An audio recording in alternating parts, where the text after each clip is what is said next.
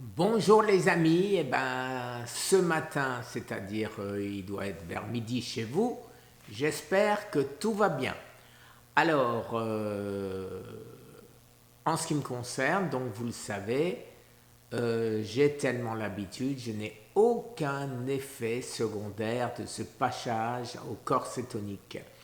Vous devez certainement, ceux qui commencent la première fois, en avoir. Je vous répète, ce n'est pas grave.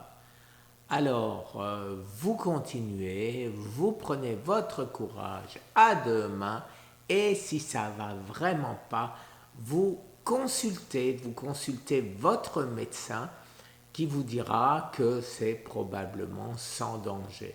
Alors, si c'est quelqu'un qui ne connaît pas le jeûne, qui n'a pas étudié l'autophagie, qui ne connaît pas le prix Nobel Monsieur Osumi 2016 sur l'autophagie, eh bien, effectivement, je vous conseillerais de changer de médecin, de prendre un médecin un peu plus à la page.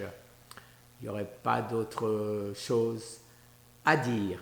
Alors, si maintenant vous avez un doute et si ce médecin a un doute, eh bien, vous allez sur YouTube ou sur Google, vous tapez autophagie IE en français et vous allez voir le nombre d'articles et de professeurs qui apparaissent, ou Y s'il comprend l'anglais, vous en verrez encore beaucoup, beaucoup, beaucoup plus.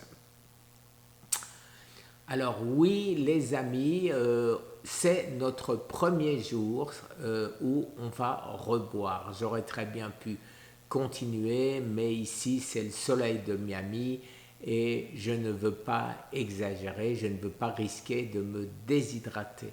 Alors en ce qui concerne le fait de se déshydrater, vous devez savoir, et ça vous trouverez aussi des médecins et vous trouverez euh, dans mes playlists des vidéos en français en particulier, je ne me rappelle plus là le nom du médecin, qui nous explique que 20 centilitres d'eau, c'est-à-dire un petit verre, suffit pour ne pas se déshydrater.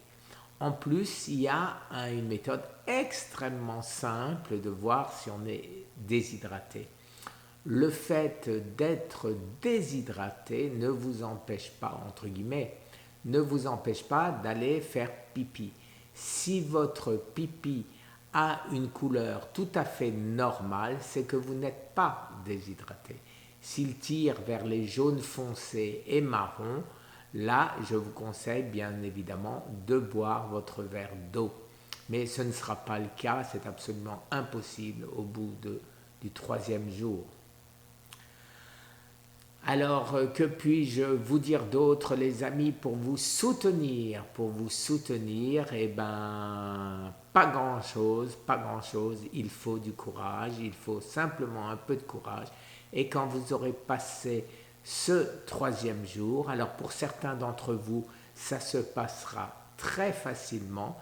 Et c'est le quatrième jour qui vous posera un peu plus de problèmes.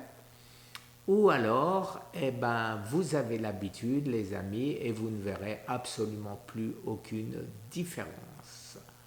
Voilà, les amis, sur cette petite entrevue de ce matin.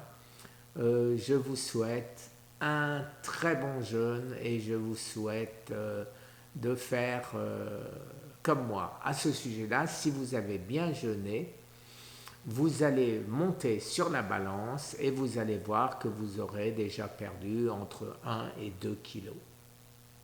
Et oui, ça va très vite au début. Mais ne vous y trompez pas, ça se ralentit déjà du fait que vous allez boire. Alors le fait de ne pas boire, qu'est-ce que ça fait? Ça fait que votre corps prend l'eau qu'il a besoin dans les cellules graisseuses et donc dévore un peu plus de graisse que si ce n'était que pour se nourrir, pour se donner l'énergie nécessaire. Voilà les amis, une très très bonne journée et à demain ou à ce soir, je ne sais pas encore, ça dépendra si j'ai quelque chose d'intéressant à vous raconter. Alors, simplement pour faire une petite aparté, puisque vous êtes nombreux à me le demander, oui, les recherches avancent, oui, nous aurons des résultats très bientôt et les résultats seront probants. Merci les amis, très très bonne journée. Au revoir.